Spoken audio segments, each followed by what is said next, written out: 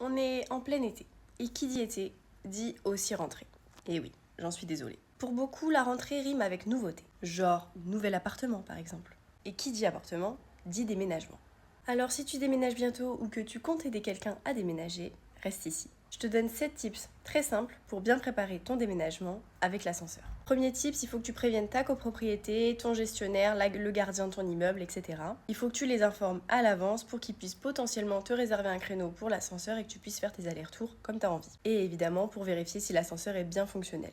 Deuxième tips, il faut que tu protèges tes meubles. Il faut que tu protèges les éléments fragiles et que tu emballes bien correctement les coins pour ne pas abîmer tes meubles et l'ascenseur au passage. Troisième tips, il faut évidemment respecter la charge autorisée, que ce soit des gros meubles ou pas, il faut quand même que tu les pèses et que tu saches la charge de l'ascenseur pour ne pas en exagérer. Je ne pense pas que tu as envie de tomber en panne avec ton frigo collé à toi, donc vraiment vérifie bien et sois prudent. Quatrième tips, il faut que tu charges et décharges assez rapidement au cas où si le créneau n'est pas réservé et qu'il y a toujours des personnes et des habitants qui veulent prendre l'ascenseur, il faut que tu puisses leur laisser accès aussi. Tu ne peux pas réserver l'ascenseur pour toi seul, donc tu ne dois pas bloquer les portes. Cinquième tip, si tu as la possibilité, demande à quelqu'un de venir t'aider pour te guider. Avoir quelqu'un pour t'orienter, ça évitera les chocs dans l'ascenseur pour tes meubles et pour l'ascenseur. Et puis bon, on va pas se le cacher, c'est toujours plus sympa quand vous êtes plusieurs et tu te casseras moins le dos à porter tout seul. Sixième étape, celle-ci c'est pour après ton déménagement, il faut que tu vérifies quand même l'ascenseur et l'état dans lequel il est pour vérifier s'il n'y a pas un bouton qui déconne ou si t'as pas laissé une petite marque avec un meuble.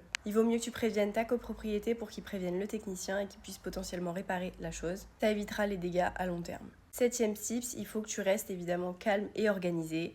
Joue un peu à Tetris, réfléchis bien à comment tu vas mettre tes meubles dans l'ascenseur et évidemment tu réfléchis et tu penses à la charge de l'ascenseur. Et je vais donner un huitième tips un peu bonus parce que ça compte pas pour tout le monde, mais pour ceux qui ont un ascenseur de service, n'hésitez pas à l'utiliser. C'est un ascenseur assez spécial et beaucoup plus gros qui est justement fait pour les grosses charges, mais généralement il est réservé aux gros immeubles ou aux immeubles professionnels. Dans la plupart des copros, on n'en a pas forcément, donc c'est pour ça que je dis que c'est un tips bonus. Mais si jamais vous en avez vu, n'hésitez pas à l'utiliser, c'est toujours plus facile qu'un petit ascenseur.